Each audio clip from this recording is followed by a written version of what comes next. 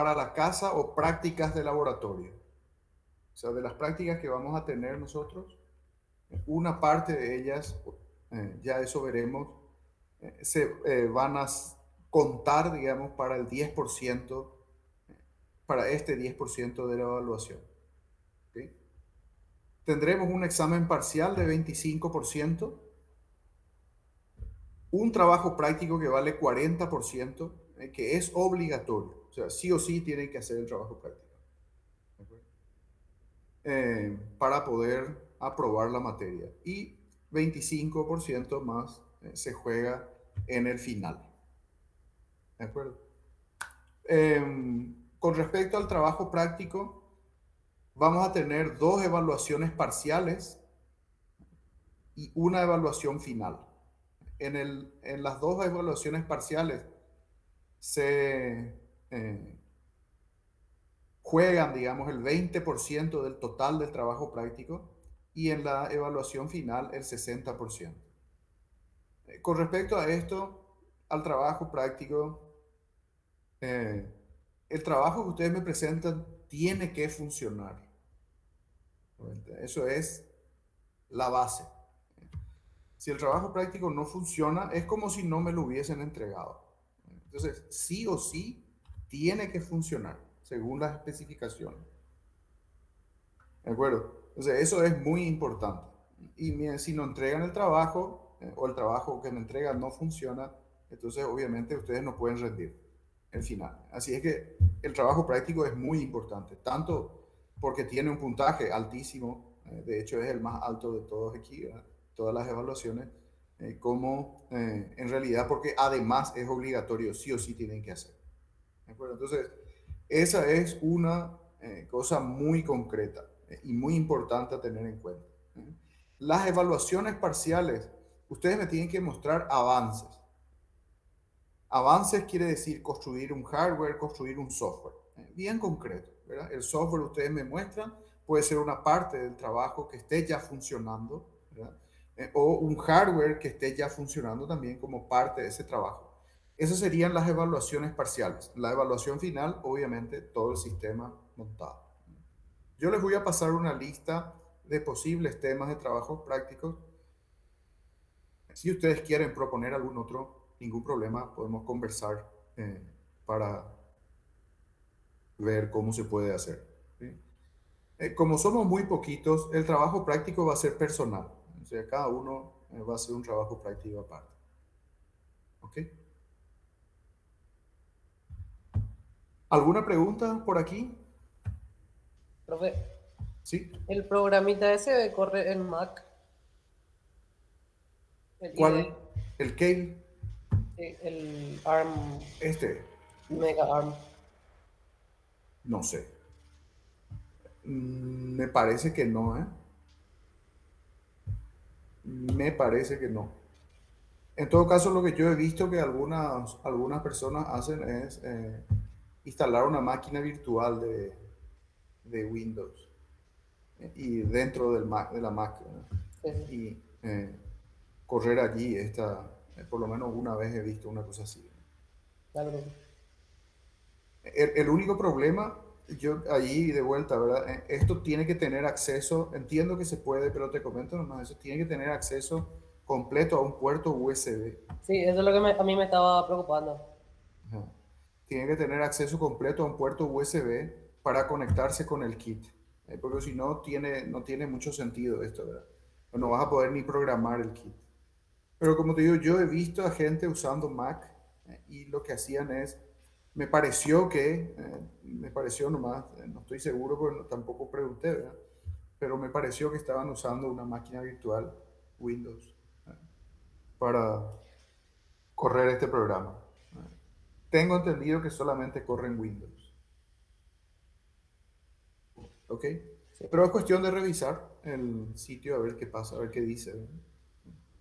A ver si hay alguna versión para Mac. ¿Está claro lo del trabajo práctico? Eso es lo que más me interesa. Perdón, quiero decir, lo de las evaluaciones, mejor dicho. No el trabajo práctico, sino en realidad las evaluaciones. Sí, profe.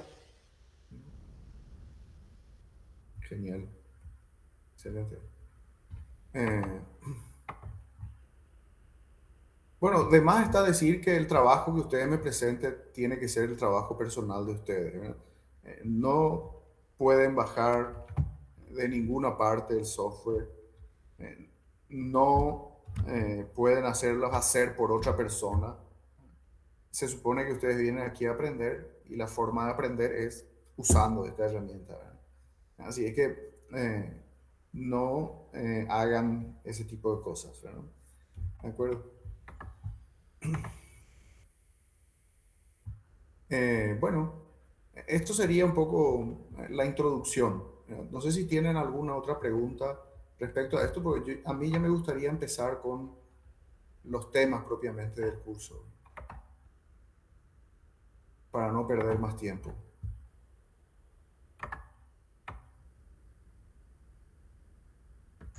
Profe, el software que se usa para programar, vos habías dicho que tenía un simulador. ¿Eso es como el Vivado también? ¿O es solamente un IDE el programa? No. Eh, a ver, el Vivado es otra cosa completamente. ¿De acuerdo? Es una herramienta de diseño de hardware. Eh, Esta herramienta es una herramienta de diseño de software. Bueno, es un IDE, ¿verdad? Integrated Development Environment, que se llama, pero está orientado al diseño de software. Entonces, lo que nosotros vamos a hacer aquí es escribir programitas. Lo mismo que hacíamos con la PC en LP1, ¿verdad? Pues esto es exactamente lo mismo, ¿verdad? Solo que en vez de usar una PC, vamos a usar un micro pequeño, ¿verdad? Es una computadora en un solo chip. Mientras que en LP1 usábamos una computadora completa, ¿verdad? Aquí vamos a interactuar con un dispositivo pequeño. Pero desde el punto de vista de programación, esto es el lenguaje C. Pues vamos a usar el lenguaje C. También vamos a aprender Assembler para conocerle un poco a bajo nivel, digamos, a este dispositivo. Pero principalmente el trabajo se va a hacer en software. Perdón, en software. Que, sí, software, pero en lenguaje C quiero decir, ¿no? ¿De acuerdo? Cuando digo que es un simulador, lo que este dispositivo simula es la ejecución de las propias instrucciones. Ahora, por ejemplo, yo no tengo conectado el kit. Aquí está configurado para usar el simulador, dice aquí. Si yo ejecuto, aunque no tenga el kit conectado, yo puedo ejecutar este programa y puedo ver lo que pasa. Aquí me muestran los registros del procesador, estas son las posiciones de memoria del procesador y aquí está la instrucción, la que está en verdecito es la instrucción que se va a ejecutar. Entonces yo puedo ejecutar esa instrucción y el resultado se puede ver aquí en los registros o se puede ver aquí en la memoria o donde sea. Entonces, esta herramienta es un simulador del microprocesador. No es un simulador, o sea, no simula todo lo que tiene el TM4 C123 que vamos a usar. Pero el procesador en sí mismo sí. Vamos a hablar un poquito más de esto eh, más adelante, ¿sí? Entonces yo puedo ya ejecutar mi programa y puedo ver si funciona sin necesidad del kit. Después con el kit, esto es igualito, la misma interfaz, eh, pero interactuamos con el hardware, no con el simulador. Esa es la idea. ¿Ok?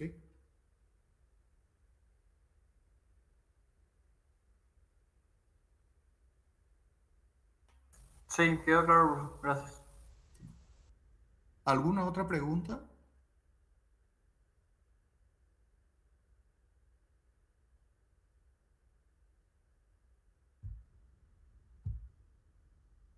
Bueno, empezamos entonces con eh, a conocer a este micro. Esta primera parte, básicamente, vamos a trabajar con el lenguaje ensamblador de este procesador. acuerdo. Vamos a estudiar un poquito su lenguaje ensamblador y vamos a escribir programas en lenguaje ensamblador. Ese es el contenido, podríamos decir, de esta primera parte del curso. Este procesador utiliza un ARM Cortex M4F, se llama para ser más preciso. ¿Conocen ustedes los procesadores ARM, verdad?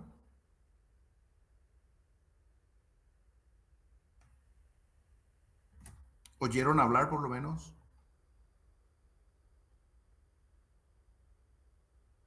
Primera vez. ¿En serio? Sí, yo por lo menos. Yo al menos no todavía, profe. A la pucha.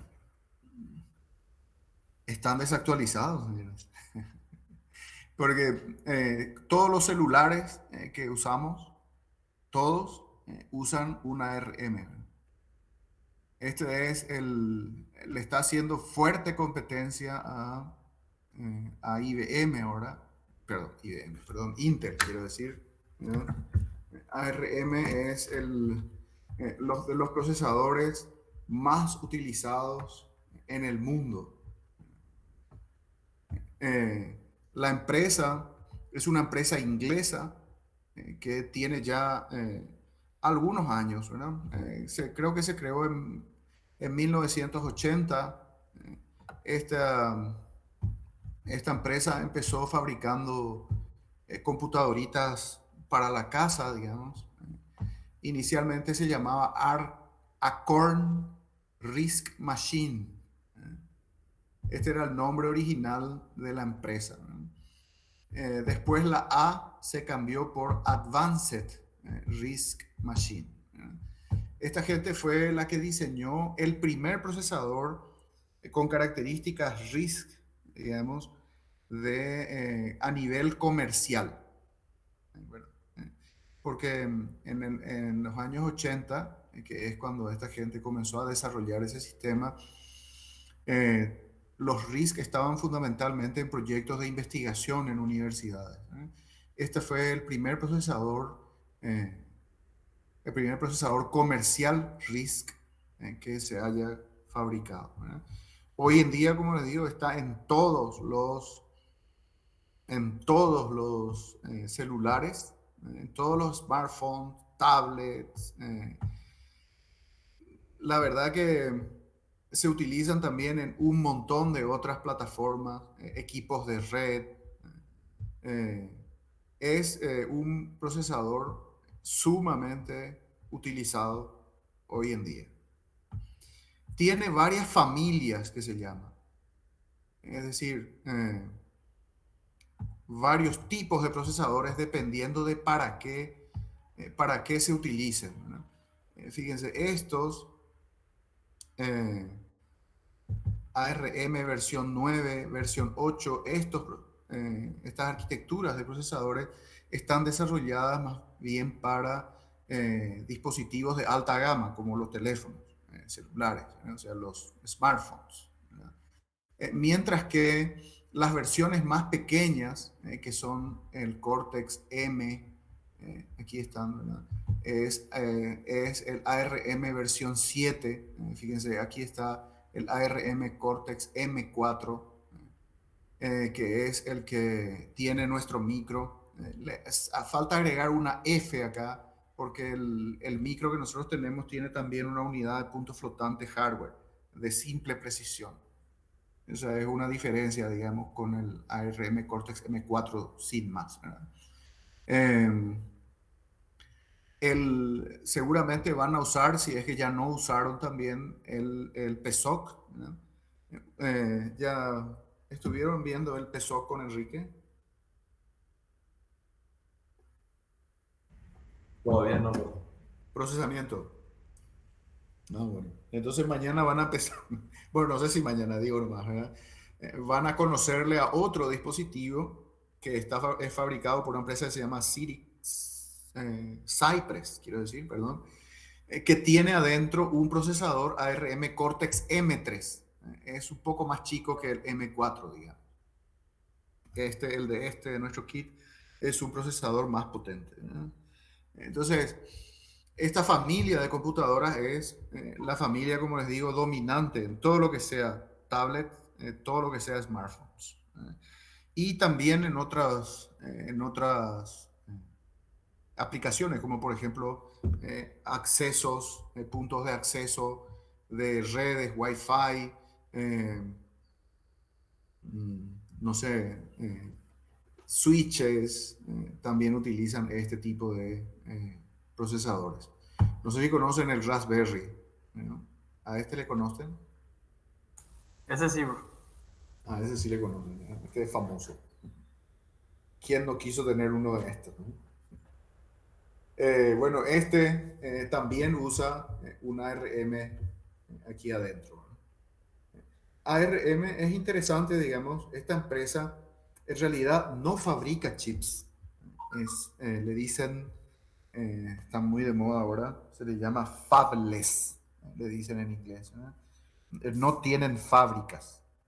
O sea, ARM no fabrica chips, sino que lo que hace es te vende una licencia para que vos puedas usar sus diseños.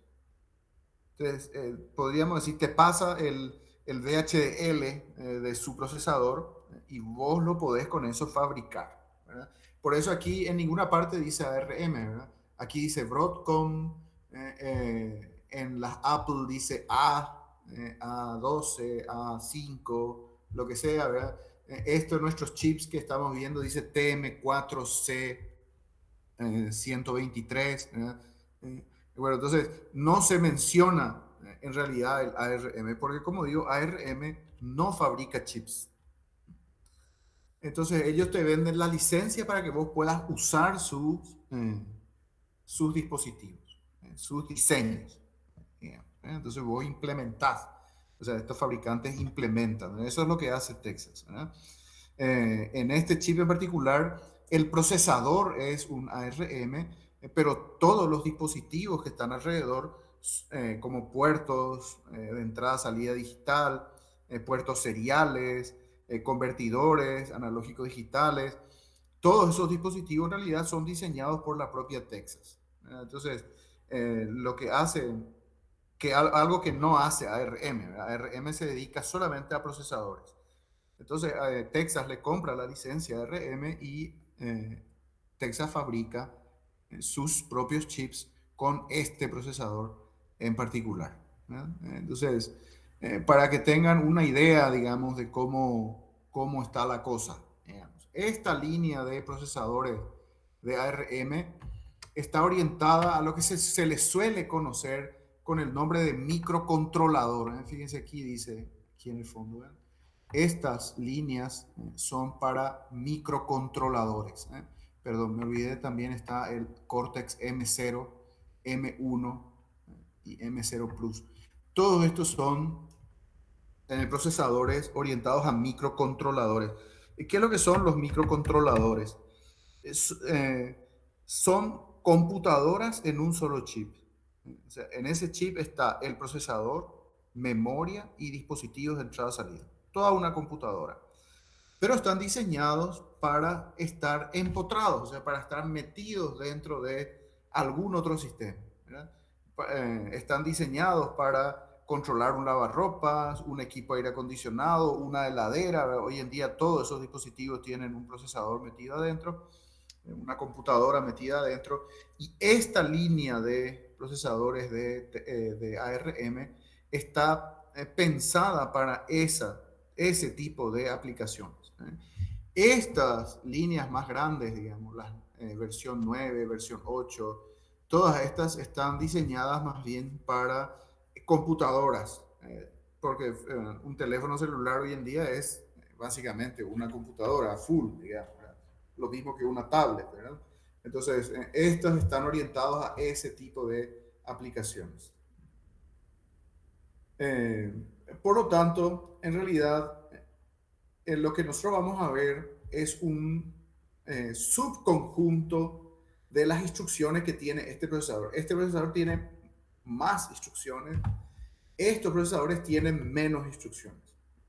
Entonces, la verdad que el core, se le dice, ¿verdad? No sé cómo se traduciría eso bien al español, ¿verdad? Pero el grupo central de instrucciones es común para todos. O sea, dicho en otras palabras, un programa escrito para este procesador va a funcionar también aquí, siempre que usen las instrucciones core, digamos, las principales, que son las que vamos a ver.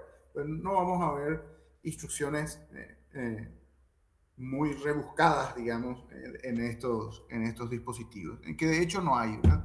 En particular para estos, no hay casi ninguna, ¿verdad? Entonces, este procesador más potente ejecuta todas las instrucciones del Cortex M4, pero no viceversa, ¿verdad? O sea, no es cierto que el Cortex M4 soporte todas las instrucciones que soporta este procesador más avanzado, ¿verdad?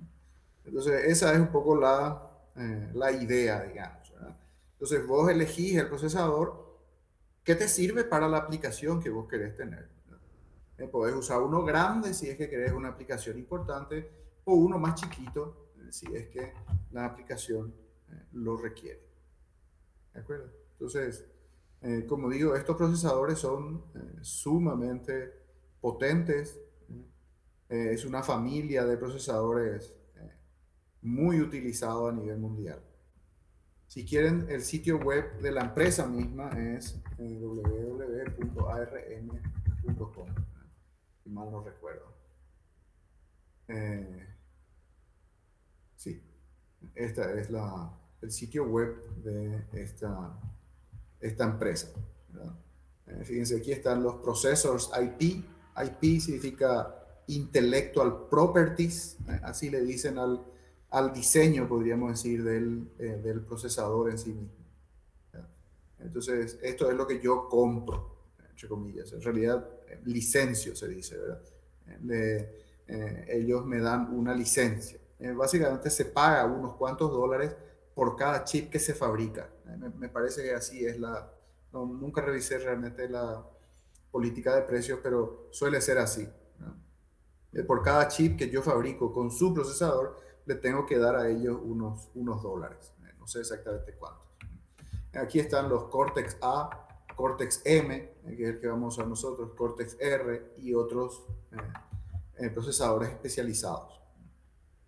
Entonces, fíjense, ellos fabrican, además del procesador, algunas herramientas de criptografía por hardware, de seguridad en general por hardware, algunas herramientas para sistemas, en particular son los bases de interconexión. De esto vamos a hablar tal vez un poquito más adelante. Este hardware especializado para multimedia y para gráficos. Esto es muy importante en una tablet, en un smartphone, ¿no? Y aquí están los software. En realidad ellos creo que no fabrican ningún software, sino que recomiendan, por ejemplo, aquí está Keil. Keil es la herramienta que vamos a usar nosotros, que es una de las herramientas que propone, digamos, la propia empresa, propia ARM, para utilizar con sus procesadores. ¿Ok? Esto para presentarles un poquito a este procesador que vamos a estar utilizando en este curso.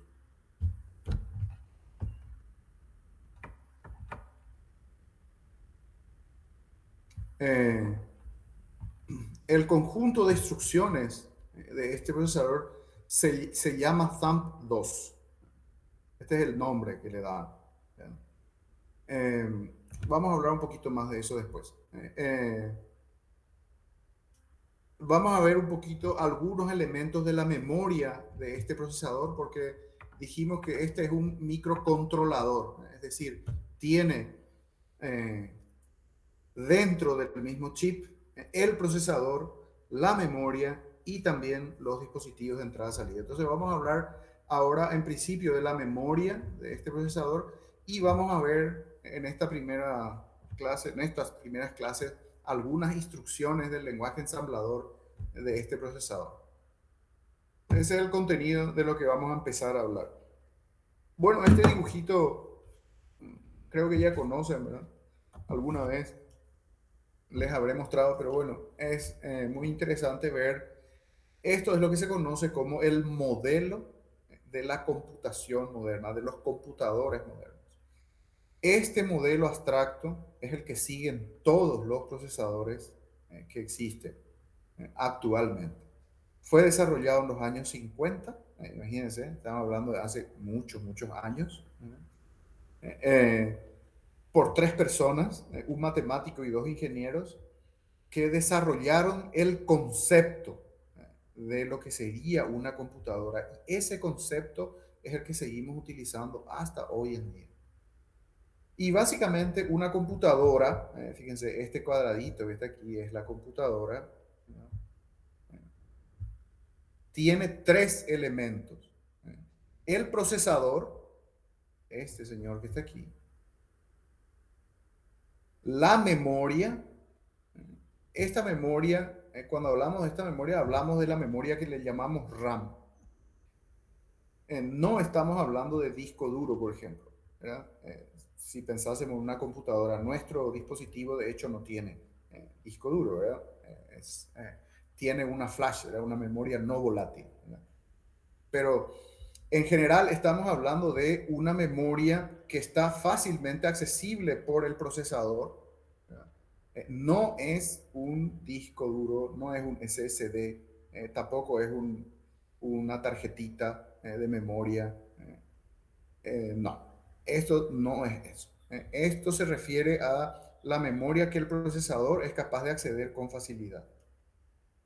Y además tenemos los dispositivos de entrada-salida, que permiten a este sistema, a la computadora, interactuar con el mundo exterior, ya sea con nosotros, ya sea con otras computadoras u otro hardware o otras cosas, podríamos decir en términos generales, ¿verdad? Entonces, esta computadora, este modelo de computación, el que sigue las computadoras que estamos usando nosotros ahora para participar en esta clase, pero también es el mismísimo modelo que utiliza nuestro kitcito con nuestro chip metido adentro, ¿verdad? Lo único que cambia en realidad es la capacidad de memoria.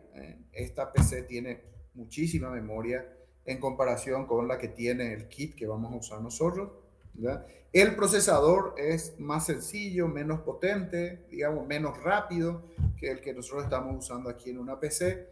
Y los dispositivos de entrada y salida son menos complejos que los que estamos usando aquí en una PC, ¿verdad? Aquí, para interactuar con el mundo exterior, usamos llavecitas, botoncitos, LEDs, ¿verdad? En la PC sabemos que tenemos mouse, pantallas, impresoras, etcétera, que son los dispositivos de entrada y salida, ¿verdad? Pero el concepto en general es el mismo. Una cosa muy importante, esto yo entiendo que ustedes ya lo manejan muy bien, ¿verdad? En Digitales 2, incluso construyeron un procesador, ¿verdad? Este dispositivo lo que hace básicamente es ejecutar instrucciones. ¿Estamos de acuerdo? Ejecuta instrucciones. Desde que se prende hasta que se apaga. Cuando se prende, el procesador establece de alguna manera de dónde empieza a ejecutar las instrucciones. Y nunca más para. ¿Está? Hasta que yo, lógicamente, le quite la energía, ¿verdad? Pues eso es apagar, podríamos decir, ¿verdad? Entonces, este señor ejecuta instrucciones desde que empieza, desde que se prende hasta que se apaga. Ese es su trabajo. ¿Qué instrucciones ejecuta? Ese es nuestro trabajo. Porque este hardware ejecuta las instrucciones que el programador le pone a ese procesador. Entonces, el que programa este procesador es el responsable de hacer que ese procesador haga lo que yo quiero que haga. Las instrucciones se leen de la memoria de aquí, lo mismo que los datos que operan estas instrucciones se leen también de la memoria. Yo puedo traer a través de un dispositivo de entrada datos de afuera y ponerlos aquí en la memoria de tal manera que de aquí el procesador las pueda ejecutar, ¿verdad? Pueda tomar esos datos y transformarlos. Y también puedo tomar datos de la memoria y enviarlos hacia afuera para que, como resultado, podríamos decir, de la ejecución de ese programa. ¿Ok? Esto yo entiendo que a ustedes les queda claro, ¿verdad? ¿Es así? Sí, profe. Sí, profe. El semestre pasado, vamos a hablar un poquito del procesador que estuvieron. Entiendo que hicieron un procesador, ¿verdad? O agregaron instrucciones a un procesador. ¿Es así o no? Sí, profe. ¿Y qué instrucciones, por ejemplo, les tocó a cada uno Y agregar? estaban unas básicas que era, por ejemplo, las instrucciones de interrupción y todo eso que todos sí o sí teníamos que tener. Y después cada uno elegía en base al programita que había hecho inicialmente en su primer trabajo. Yo, por ejemplo, elegí la función de suma, resta, después evaluación condicional del cero y así. Ujú. ¿Y los demás? Yo, profe, había usado push, pop, eso que dijo Guille del branch y esas instrucciones. Entiendo. ¿Matías? Y esas, las aritméticas también. O Ujú. sea, más o menos usamos casi todos los mismos. Entiendo. ¿Y vos, Esteban, la misma cosa?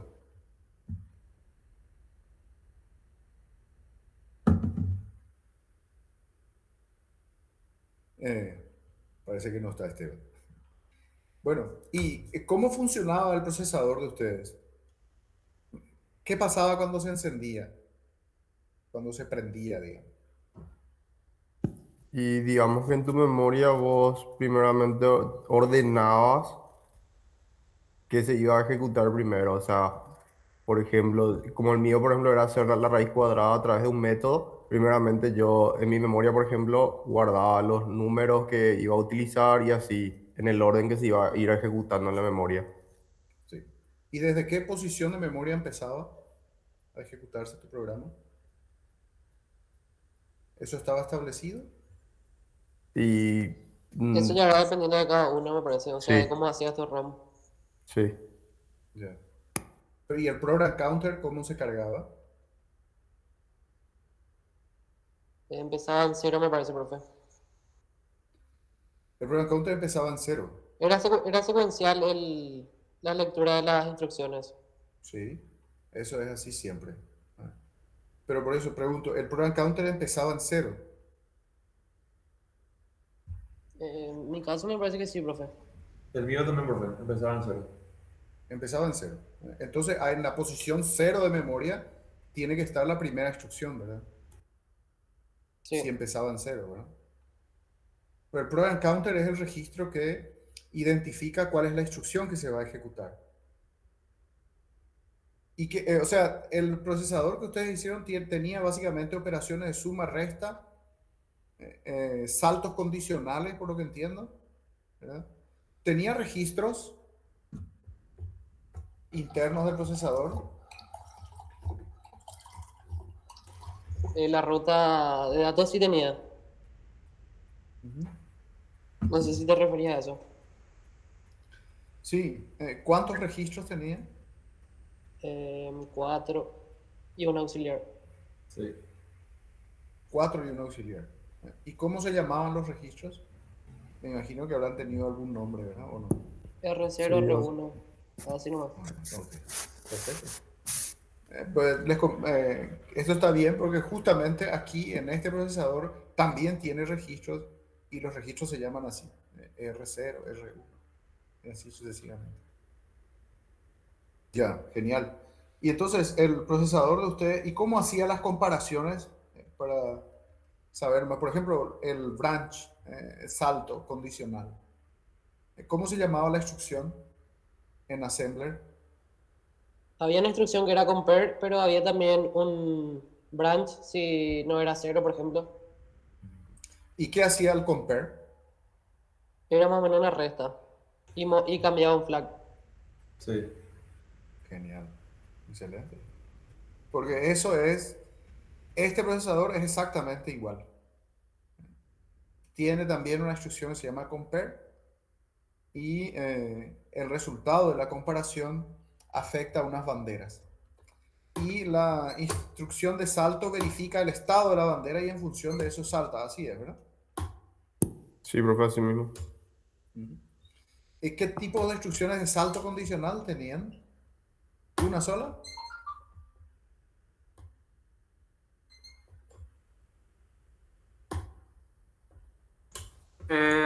Cuatro eran, profe, según cuatro tipos de bandera.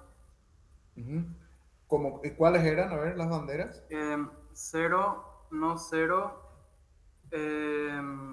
overflow y la cuarta, no me estoy acordando. Ujú. Cuando decís cero, no cero, en realidad es la misma bandera, ¿verdad? ¿O no? Nosotros consideramos distintas. ¿Sí? Cero, o sea, Z y NZ, por separado. Pero son una la inversa de la otra, ¿verdad? Una Sí. al negado de la otra, ¿verdad? Siempre.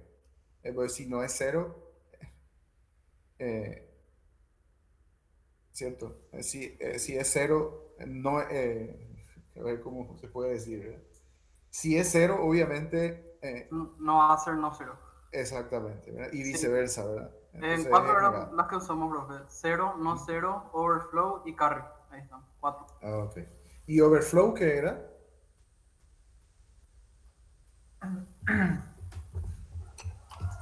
Hijo, ahí sí. A ver si le ayudan a alguien. Ese sí no me acuerdo porque no había usado mi trabajo. ¿Alguien usó la bandera de overflow para saber de qué se trata esa bandera? Yo no, profe. Nicolás, Guillermo. Yo no, profe. Yo usé la de cero y creo que había una más que era si era, o sea, si era un número negativo. Ujú. Sí, puede ser. ¿Y Y yo usé Guillermo? dos. ¿Vos no usaste tampoco la de overflow? No, profe, la overflow no. Yo usé solo el caso del acarreo y en el caso que sea cero. Ujú. Ya, perfecto. Bueno, resulta que este procesador tiene casi esas mismas banderas. En realidad tiene cuatro banderas. Cero, que es, como ya les decía, es uno solo en realidad, ¿verdad? Porque si está activo quiere decir que el resultado fue cero y si está inactivo quiere decir que el resultado no fue cero, ¿verdad? Acarreo, overflow, desborde, es desborde con signo. Ya vamos a hablar un poquito de eso después. Y, se me perdió uno. Eh, ustedes dijeron uno más. Negativo creo que era, profe. Negativo, ese mismo. Esas son las cuatro banderas que tiene también la ALU de este procesador que vamos a ver ahora. Así es que, en realidad, la mayoría de los procesadores son muy similares en cuanto a su assembler. No hay mucha variación, porque eh, lo que tienen que hacer es básicamente lo mismo, ¿verdad? Entonces, no hay una gran variación en el tipo de instrucciones, por ejemplo, ¿verdad? Porque de hecho, este procesador también puede hacer sumas, también puede hacer restas sin ningún problema. Tiene los saltos condicionales, comparaciones. Eh, bueno, este procesador en realidad es un poquito potente, ¿verdad? Y tiene también, por ejemplo, operaciones de multiplicación, de división también, ¿verdad? Eso que me imagino que ustedes no implementaron en sus trabajos del semestre pasado, ¿verdad? Eh, y el procesador de ustedes tenía memoria aparte de los registros.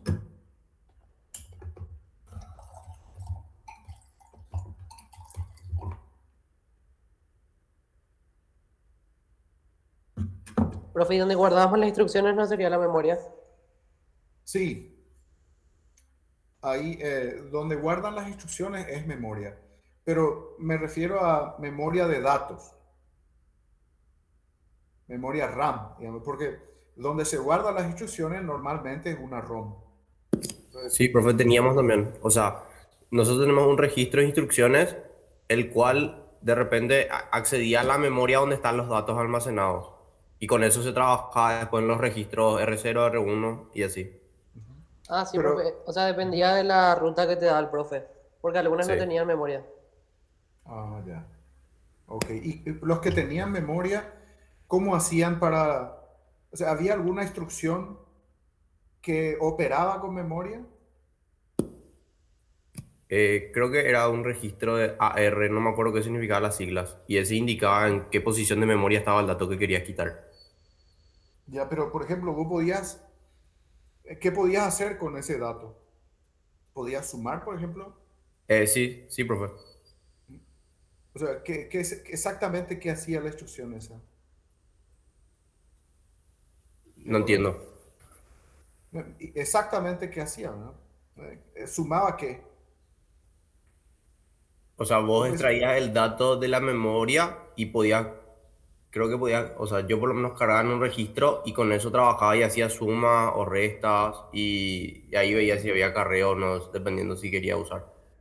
o sea, entonces, lo que pasaba era que en realidad los datos en memoria se tenían que pasar primero a los registros para poder después sumar, por ejemplo. No sé si sí o sí tenía que hacerse eso, pero yo al menos hacía así. Ah. ¿Y cómo se llamaban tus instrucciones que hacía eso? ¿Que copiaba de la memoria los registros? Eh, creo que era move. Move era para quitar un dato de la memoria a un registro o viceversa, mover de un registro a la memoria otra vez. Genial. Eso también tiene este procesador. De hecho, no se puede eh, acceder a hacer una operación directamente con datos en la memoria. O sea, yo no puedo sumar, por ejemplo, un dato que está en la memoria con otro que está en otra posición de memoria y guardar el resultado en memoria. Yo no puedo hacer eso. Todas las operaciones aritméticas se remiten a los registros, o sea, operan con los registros. Y tenemos instrucciones que nos permiten copiar del registro a la memoria y viceversa, de la memoria a los registros. ¿Alguno otro usó ese tipo de instrucciones? ¿O solamente Guillermo? Y todos usamos, profe, porque o copiabas de un Las, registro o copiabas de una memoria. las aritméticas, por lo menos, profe, creo que casi todos sí o sí tuvieron que usar move Pero para modo las vectores, aritméticas. todos teníamos que eso. Sí. Uh-huh. ¿Y cómo era, por ejemplo, un add? ¿Cómo era exactamente la instrucción? ¿Un ejemplito?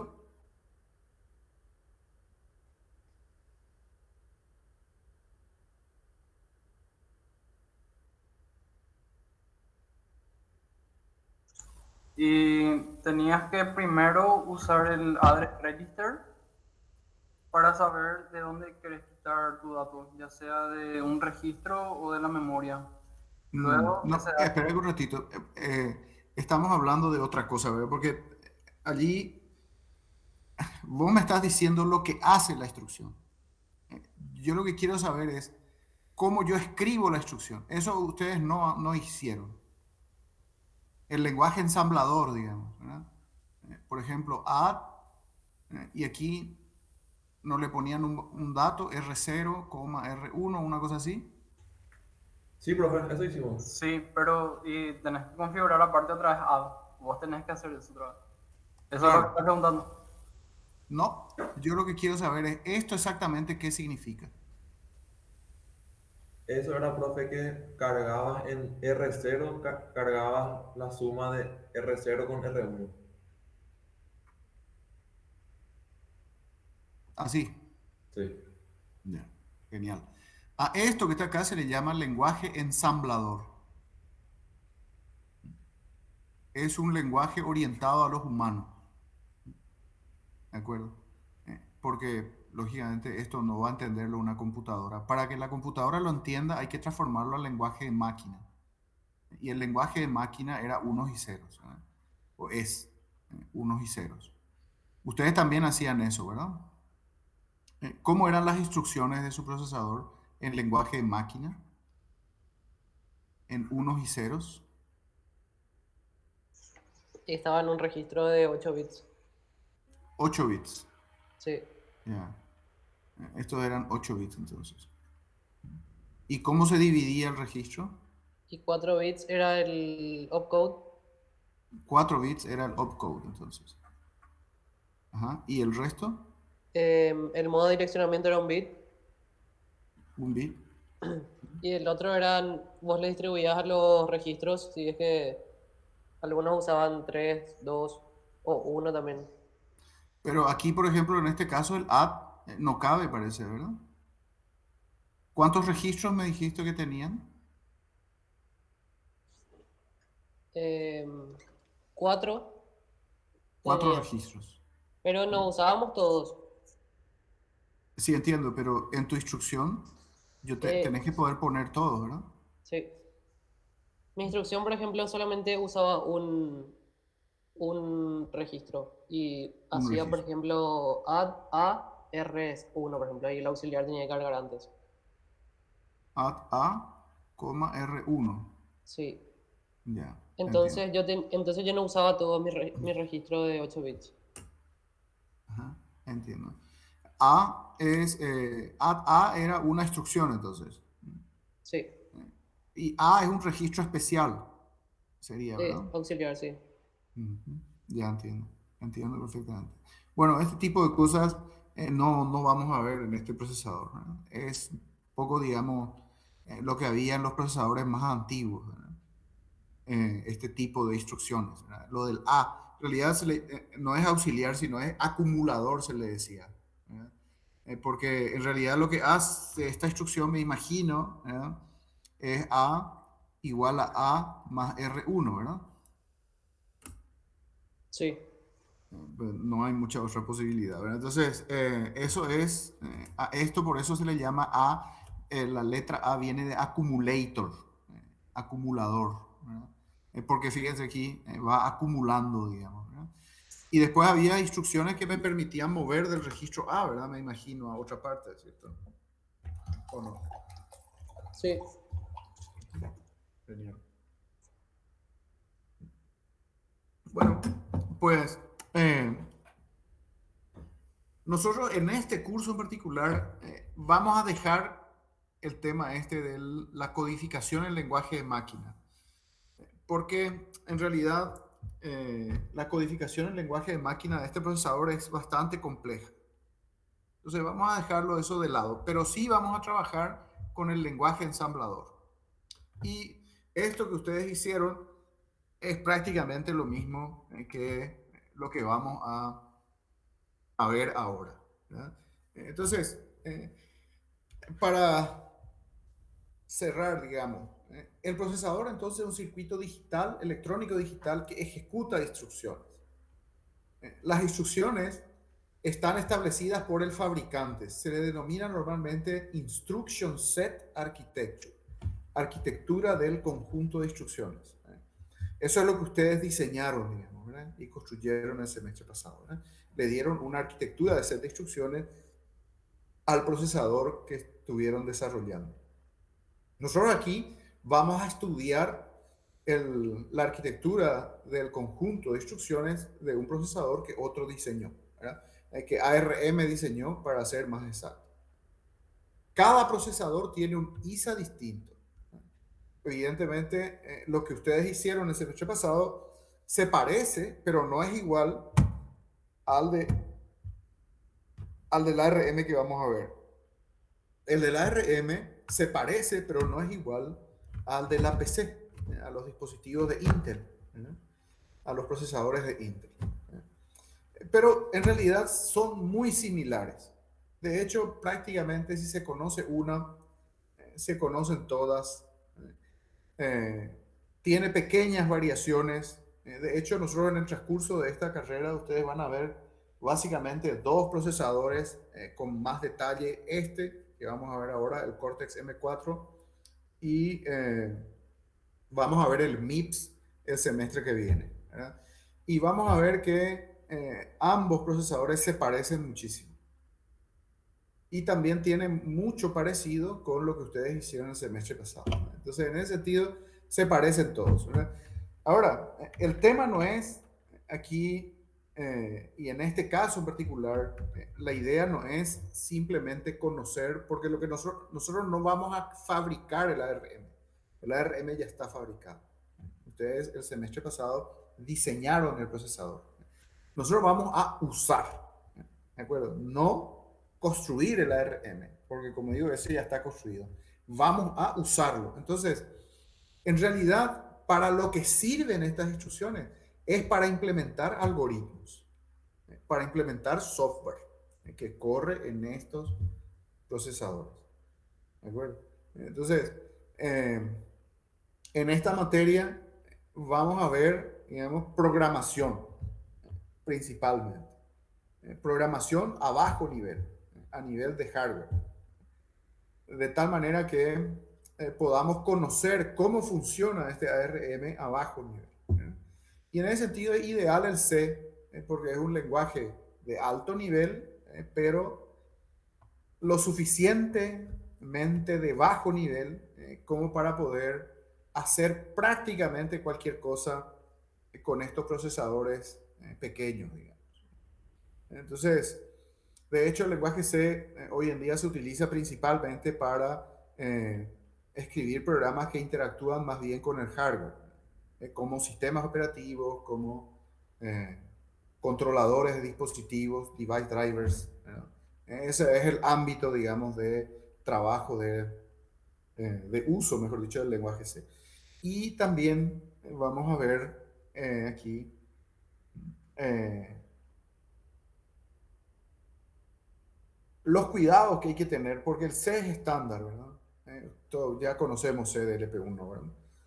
Pero los cuidados que tenemos que tener para que podamos utilizar esa herramienta con este tipo de dispositivos, que no son en realidad computadoras con un sistema operativo como tenemos aquí en nuestras PCs, ¿no? Sino que son dispositivos eh, más sencillos, que solamente corren básicamente el programa que yo le ponga, ¿verdad? En ese sentido, hay algunos cuidados que hay que tener, pero en realidad son mínimos. No hay mucho más que decir al respecto. ¿De acuerdo? Las instrucciones se representan en realidad en dos lenguajes. Estos lenguajes son de muy bajo nivel. El lenguaje ensamblador, en inglés Assembly Language, y el lenguaje máquina o Machine Language. Estos dos lenguajes son los lenguajes de más bajo nivel posible en lo que se refiere al hardware. El lenguaje ensamblador sigue siendo un lenguaje orientado a los humanos. Pues somos los humanos los que usamos este lenguaje. El lenguaje de máquina es el que en realidad la computadora entiende, y estos son unos y ceros. ¿De acuerdo? Nosotros vamos a usar una herramienta que se llama programa ensamblador, que transforma del lenguaje ensamblador al lenguaje de máquina. O vamos a usar un compilador que lo que hace es transformar el lenguaje C al lenguaje ensamblador, y después el ensamblador lo transforma al lenguaje de máquina. ¿De acuerdo? Como digo, en este curso vamos a ver poco, digamos, del lenguaje de máquina. Vamos a dejarlo eso para el semestre que viene, porque ahí vamos de vuelta a construir un procesador, pero ya uno moderno, con características, podríamos decir, un poco más avanzadas, como las que tiene este procesador. A estos procesadores tipo el ARM, el MIPS, se les considera procesadores modernos. Son digamos que los procesadores más avanzados desde el punto de vista tecnológico que tenemos hoy en día. Este es un diagrama en bloques del M4, del Cortex M4F. Este es el procesador que ejecuta las instrucciones. Aquí tenemos una unidad de punto flotante de simple precisión. ¿De acuerdo? Si recuerdan lo de IEEE 754 son valores de 32 bits. Tiene un hardware para ejecutar esas instrucciones, ¿no? Y esta es su interfaz con la memoria. En realidad, este procesador utiliza una arquitectura que se le suele conocer con el nombre de arquitectura Harvard. Se le dice.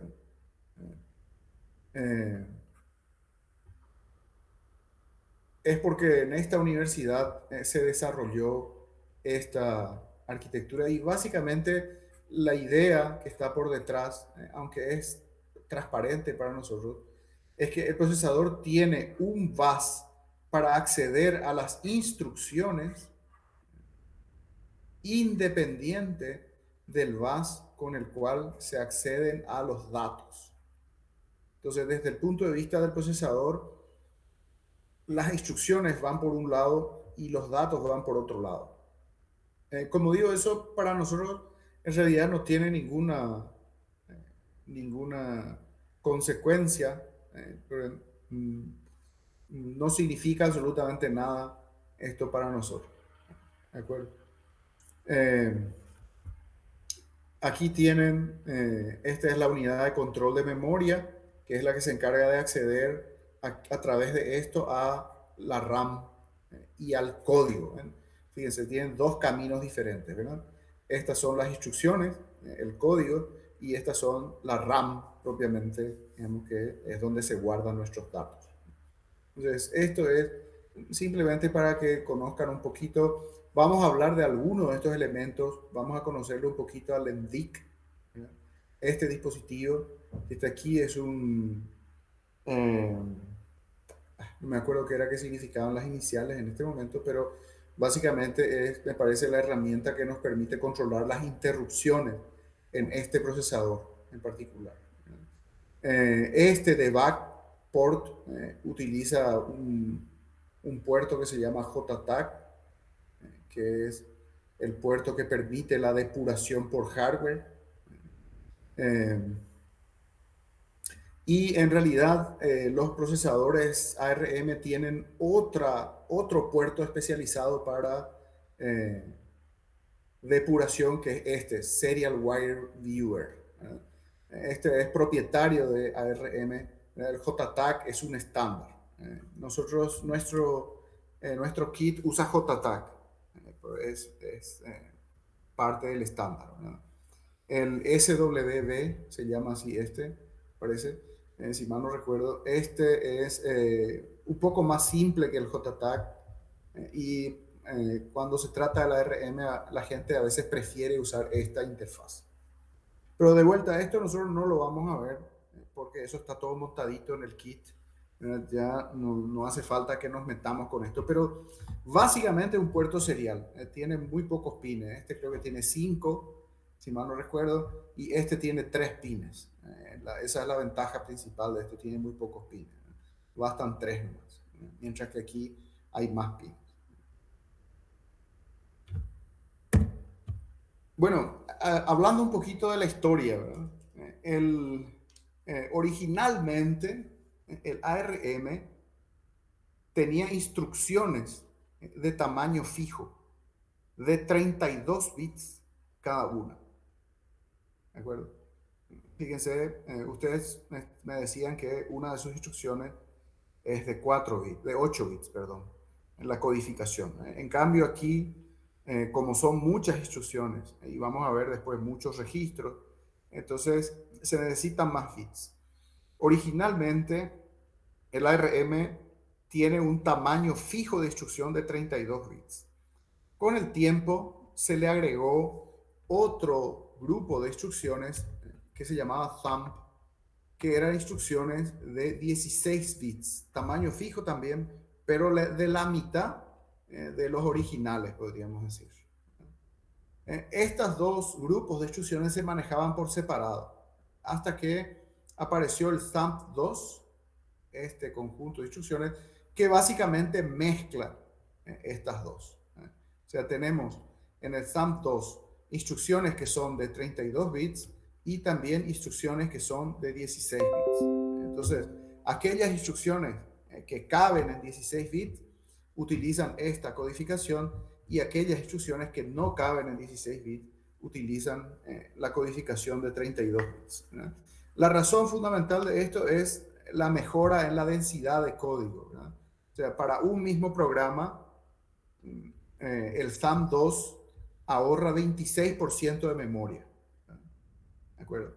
Y además consigue un 25% de mejora en el desempeño. Fíjense que es más rápido leer instrucciones más cortas, ¿verdad?, que leer instrucciones más largas, ¿verdad? Además, lógicamente, esto ocupa la mitad de esto, ¿verdad? Por eso el ahorro en espacio de memoria y ahorro también en el tema del desempeño. Esto para que conozcan un poquito el procesador sobre el cual vamos a estar trabajando. Y vamos a empezar a ver las instrucciones propiamente de este procesador.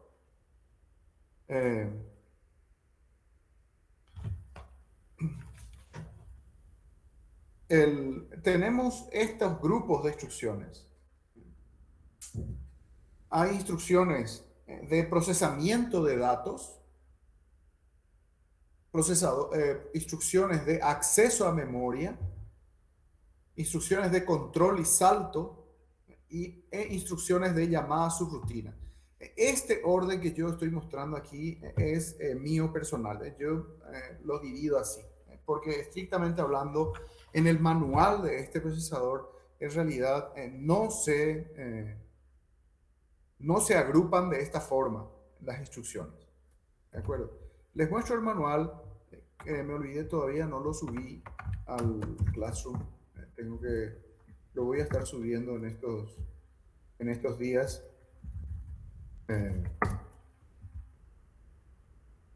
Pero les muestro ya el manual.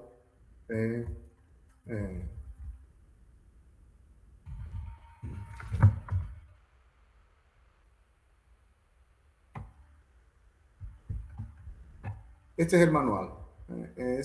Por supuesto, tiene la marca Texas Instruments, ¿verdad?, pero es el conjunto de instrucciones del Cortex M3 M4 F, este es, como les digo, el que nosotros vamos a utilizar. Entonces, este manual contiene todas las instrucciones que este procesador soporta, con una explicación detallada de qué hace cada una de esas instrucciones, cuáles son los parámetros que tiene, cuáles son los valores que se pueden poner, dónde se pueden poner y cómo se usan, podríamos decir, cada una de esas instrucciones. Aquí hay un dibujito interesante. Les muestro este dibujo. Este es el listado completo de instrucciones. Aquí está. Las instrucciones, fíjense, hay columnas, hay algunas instrucciones que son solamente del M4F. Fíjense, todas estas se aplican a los tres, al M3, M4 y M4F, pero en algún momento van a comenzar a aparecer instrucciones. Ven, por ejemplo, aquí, estas solamente los M4 tienen. Y hay algunas que solamente tienen el M4F. Seguramente estarán por acá. Aquí están. Estas son instrucciones solamente existentes en el M4F. Entonces aquí están todas las instrucciones listadas. Pero este dibujito es el que le quería mostrar.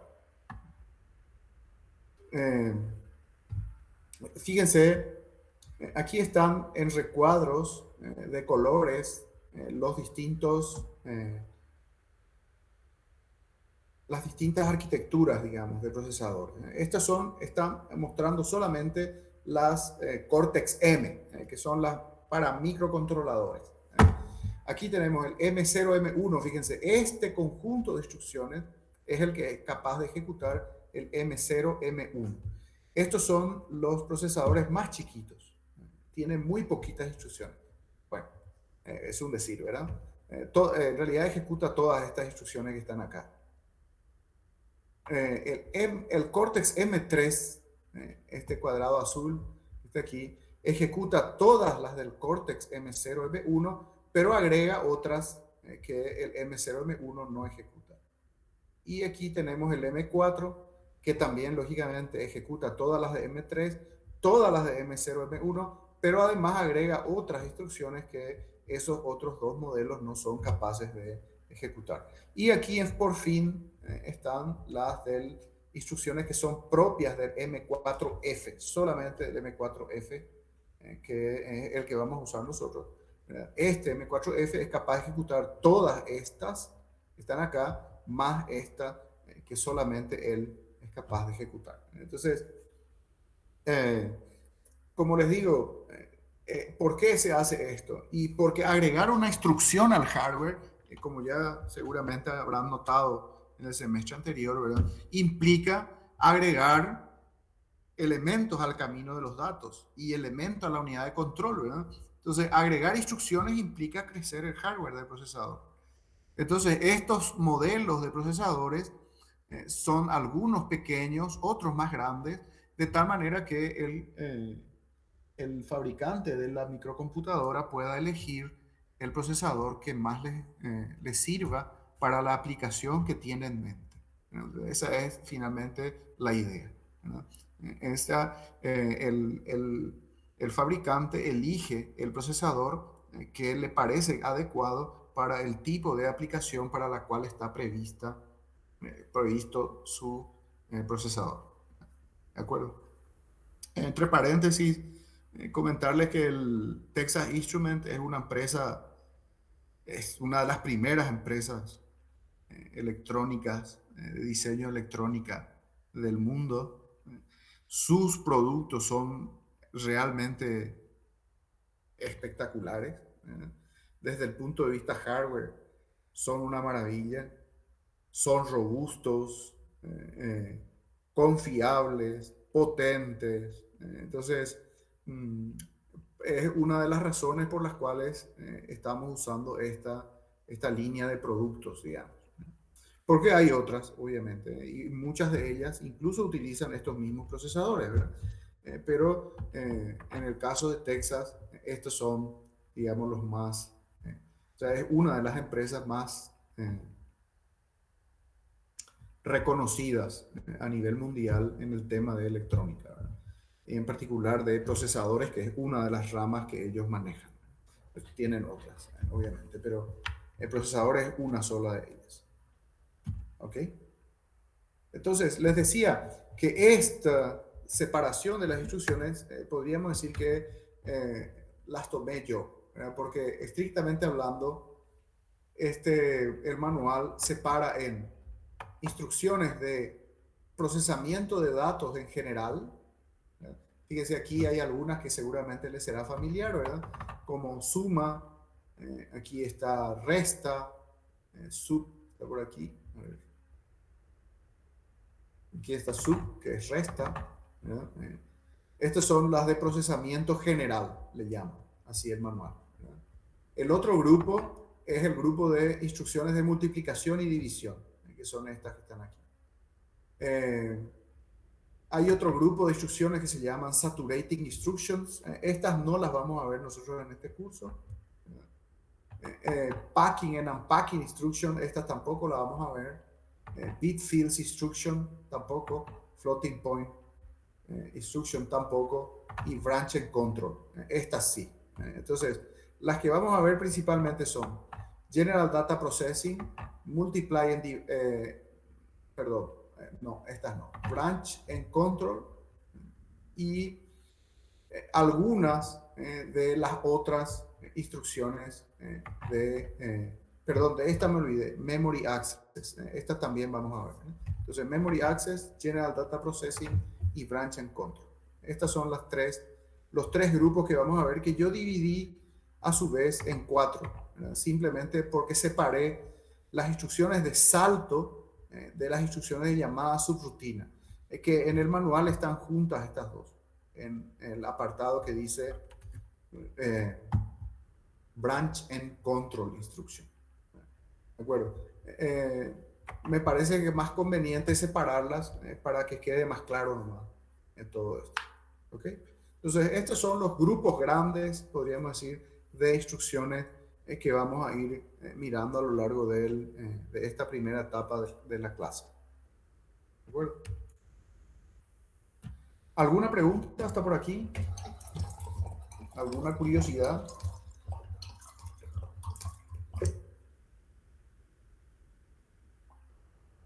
Ninguna, profe. Bien. Bueno, y vamos a entrar un poquito más a fondo. Estamos entrando dentro del procesador. Esta es la memoria que tiene este procesador en particular. Dentro de la CPU, del procesador, tenemos 16 registros de propósito general. Los R que ustedes hablaban en el procesador que ustedes construyeron, ¿verdad? Bueno, aquí están las R de este procesador. En total son 16. Cada uno de estos registros tiene 32 bits. ¿De acuerdo? Eso es algo que aquí no dice, pero es importante decir, ¿verdad? Cada uno de estos registros tiene 32 bits. ¿Ok? De todos estos, de R0 a R12, son registros de propósito general. Los registros R13, R14 y R15 son registros especiales.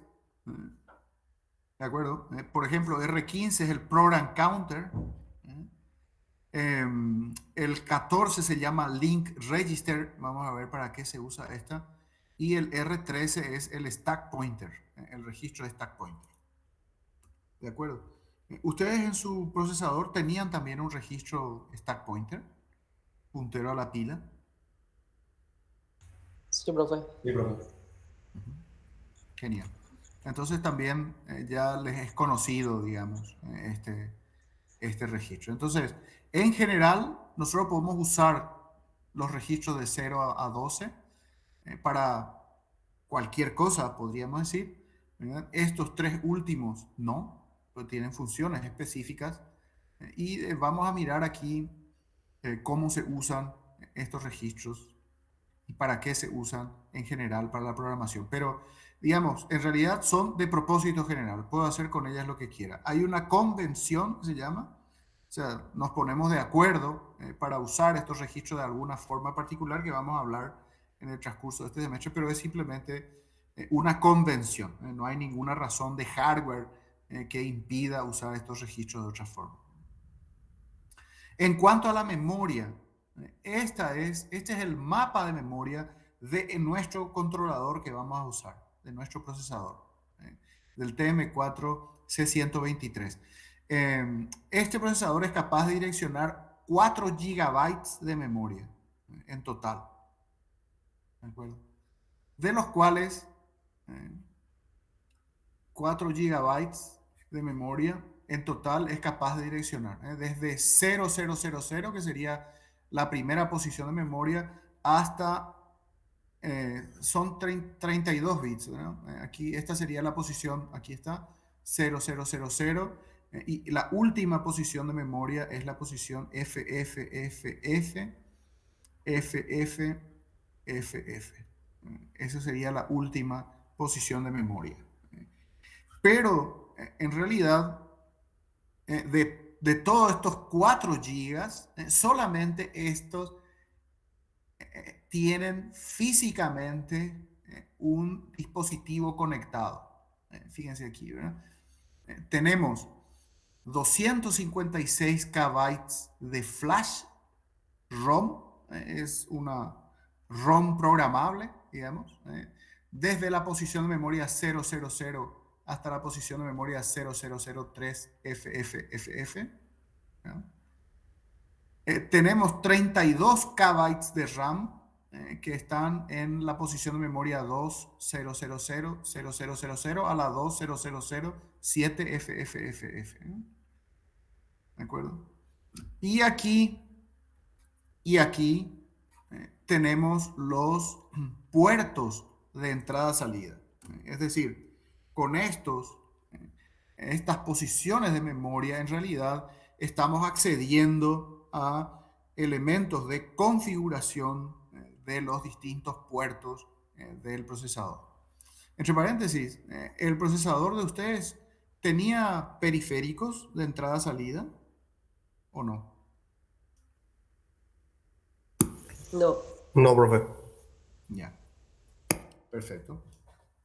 Bueno, este procesador sí tiene, y entonces vamos a ver cómo se interactúa con esos dispositivos. Se interactúa básicamente a través de posiciones de memoria. A esto se le conoce con el nombre de, en inglés le dicen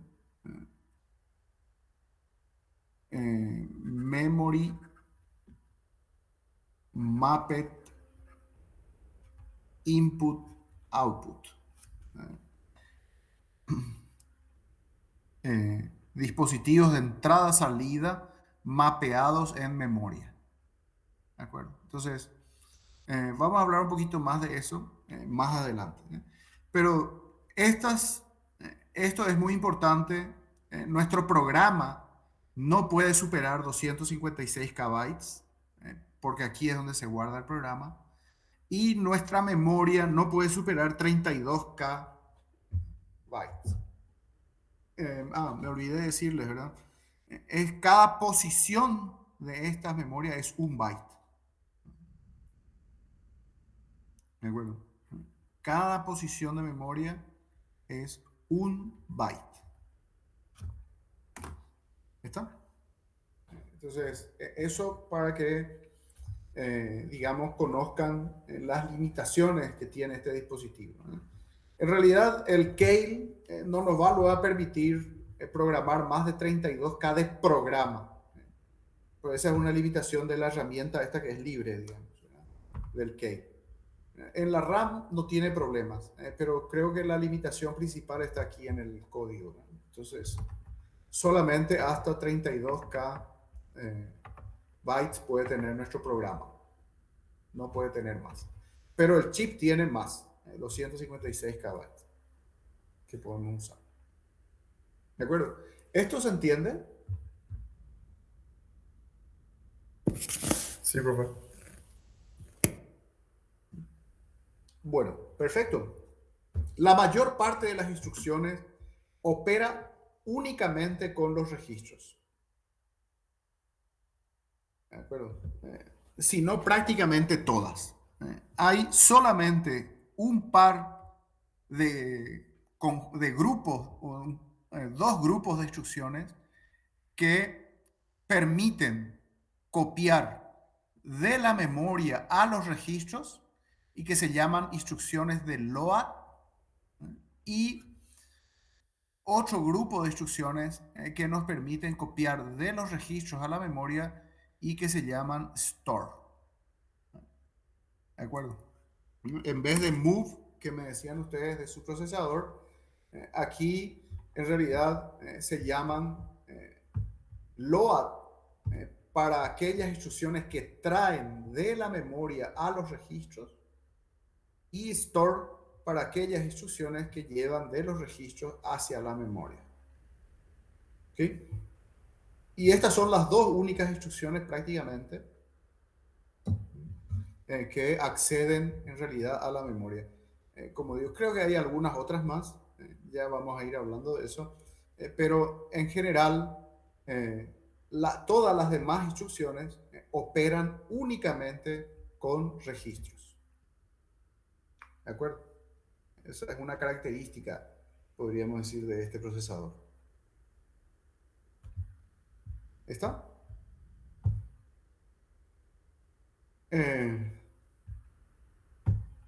¿Les parece si descansamos un ratito? Unos 10 minutitos de receso. Dale, profe. Dale, Son profe. las 5:50, básicamente. Entonces, nos volvemos a encontrar a las 6 para la última media hora de clase. Dale, ¿De profe. acuerdo? Dale. Vamos a avanzar un poquito más en nuestro tema. Eh,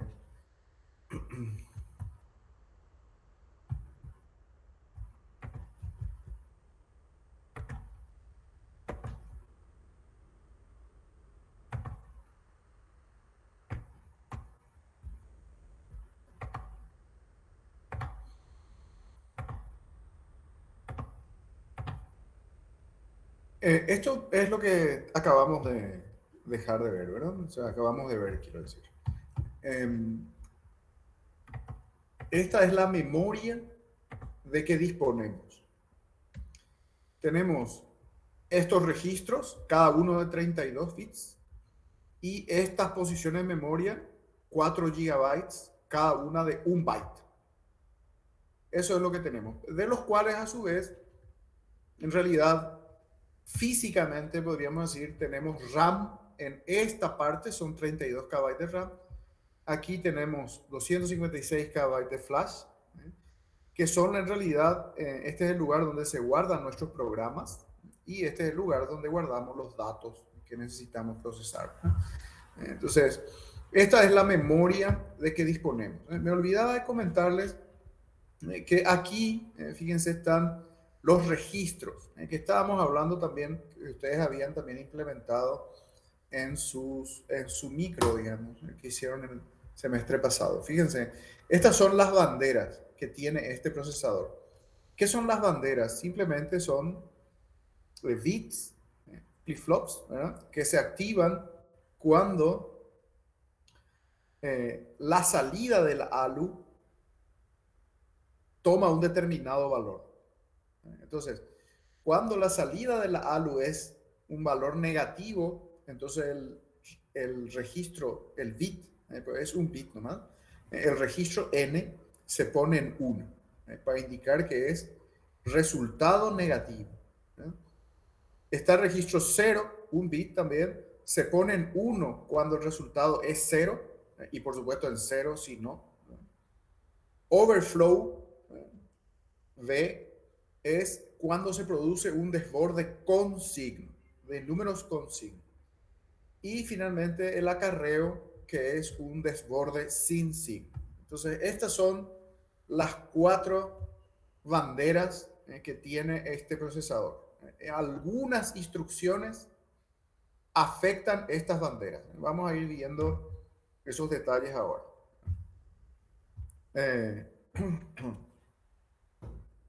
Y vamos a empezar con las primeras instrucciones de procesamiento de datos. Estas son las que vamos a conversar nosotros, ¿verdad? Como ya les decía, hay muchas más, ¿verdad? Ya subí el manual ahora al aula, al classroom, así es que tienen acceso al manual y pueden allí mirar todas las instrucciones que tiene este procesador. De las que nosotros vamos a hablar de estas, ¿verdad? Add with carry, se llama esta, subtract, ¿verdad? Subtract with carry, move y CMP, compare. Esto es move y esto es compare. Entonces, de estas instrucciones vamos a hablar y vamos a empezar por add. Esta es la instrucción add. La instrucción add puede operar hasta con 3 registros. ¿De acuerdo? O sea, yo puedo poner, por ejemplo, R0, R1, R2. Entonces, ¿qué hace esta instrucción? Y hace la suma del registro R1, del contenido, ¿verdad? El registro R1, más el contenido del registro R2 y guarda el resultado en el registro R0. ¿De acuerdo? También puedo escribir así el add. Fíjense, aquí hay solamente 2 registros. Y entonces esto se interpreta como que R0 es uno de los operandos y también el destino de la suma. ¿Ok? Creo que algo de esto es lo que ustedes habían también implementado, ¿no? Pero aquí este procesador tiene también esta forma de escribir el add. En otras palabras, entonces, el add es capaz de operar con hasta 3 registros. 2 de ellos son operandos y uno es el destino, donde se guarda el resultado. ¿De acuerdo? Bueno, y en realidad estas instrucciones a nosotros nos interesan porque queremos implementar programas. Para eso nos interesan estas instrucciones. Entonces, vamos a empezar a escribir programas, ¿no?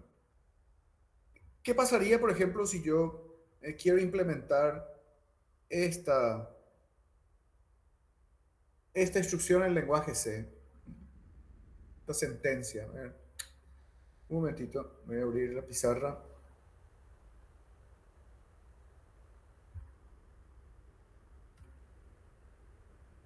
Supongamos que quiero hacer A igual a B más C más D.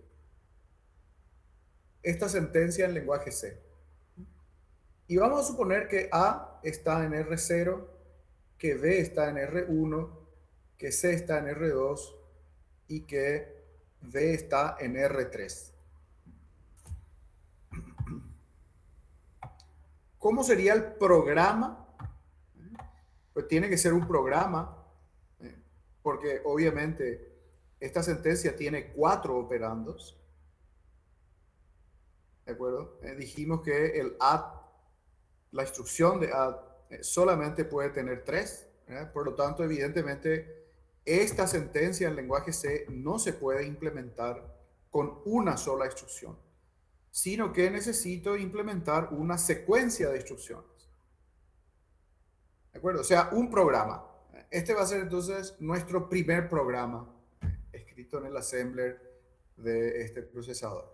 ¿Verdad? ¿Cuál sería la secuencia de instrucciones para hacer esta sentencia en lenguaje C?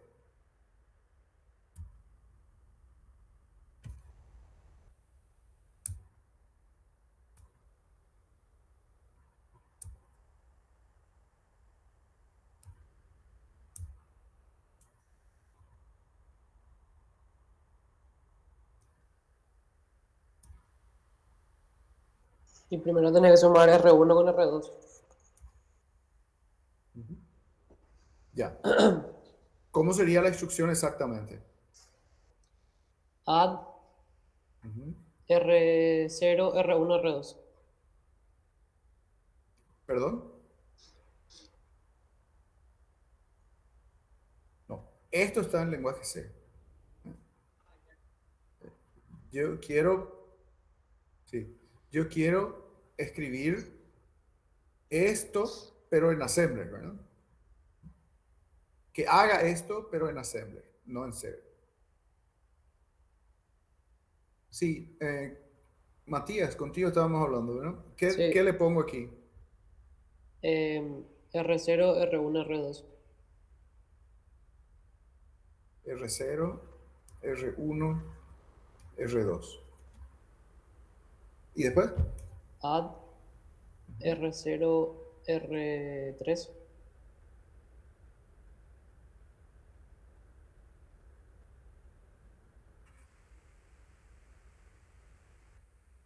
¿Está bien esto? ¿Qué opinan los demás?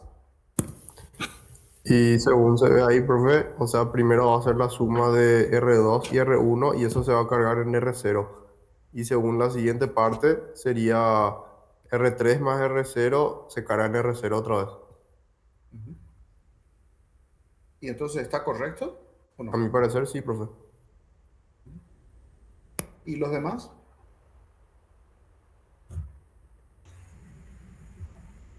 Para mí también, bro. Genial. Sí, de hecho está correcto. Es así mismo, como está aquí. ¿Ok? Si quieren, digamos, alternativamente, pues estos también puedo hacerlo así, ¿verdad? Esto es exactamente lo mismo, ¿verdad? Sí, de acuerdo. También esto sería exactamente lo mismo, mismo programita. Entonces aquí lo que hacemos en síntesis es ponerle un paréntesis, podríamos decir aquí, ¿verdad? Estamos haciendo primero esta parte de la operación y después le estamos sumando D al final. ¿Está bien? Bueno, y tenemos aquí la resta. Esta es la instrucción de sub. Fíjense, de vuelta, 3 operandos. 2 de ellos son el sustraendo y el minuendo, ¿verdad? Y R0 es el resultado.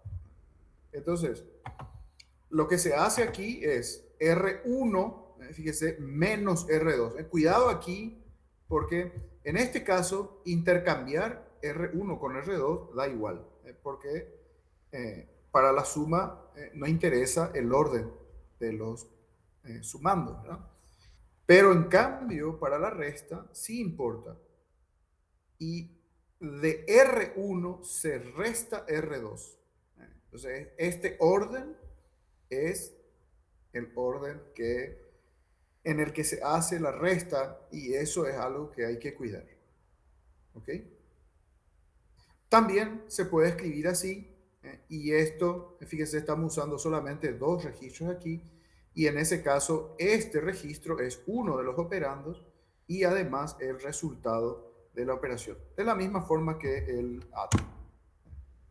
Este procesador es bastante coherente, digamos, en la nomenclatura. Fíjense cómo el add, las dos formas del add se repiten también en el sub. Entonces, en general, en la mayoría de las instrucciones vamos a encontrar este tipo de coherencias, entre comillas, ¿verdad?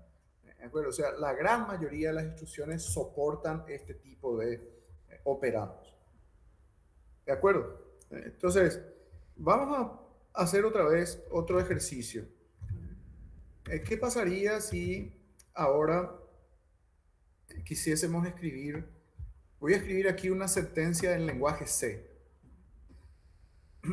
Y vamos a escribir su equivalente en binario, ¿no? A igual a B más C menos D menos E. Perdón, más. Así.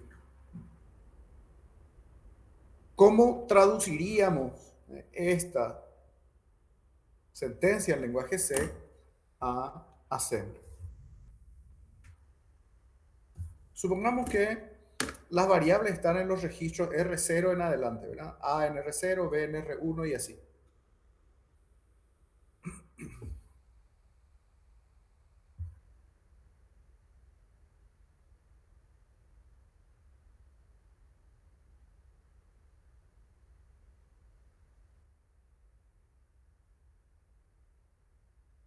Y puedes empezar por hacer add R1, R2.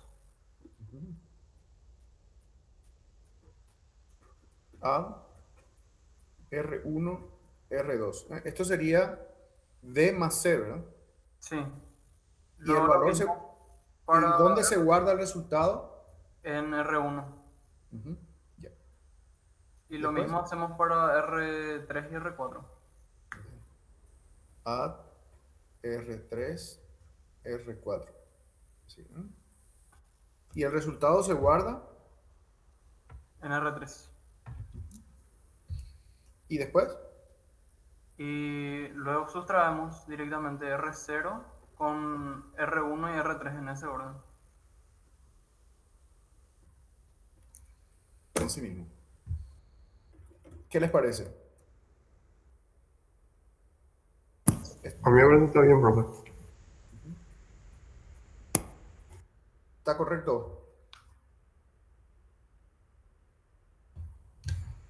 Y bueno, aquí lo que estamos haciendo es exactamente lo que dice el paréntesis, ¿verdad? Estamos operando primero esta suma, y una vez que tenemos la suma, hacemos la resta. Fíjense entonces cómo esto es lo que hace el compilador, básicamente, ¿verdad? Simplemente traduce esta sentencia en lenguaje C en una o más sentencias en lenguaje ensamblador.